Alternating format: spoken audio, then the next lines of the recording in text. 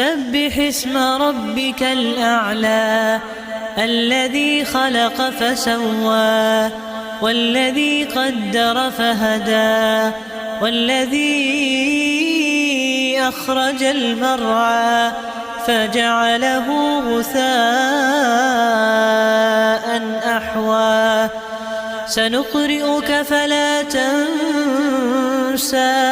إلا ما شاء الله إنه يعلم الجهر وما يخفى ونيسرك لليسرى فذكر إن نفعت الذكرى سيذكر من يخشى ويتجنبها الأشقى الذي يصلى النار الكبرى ثم لا يموت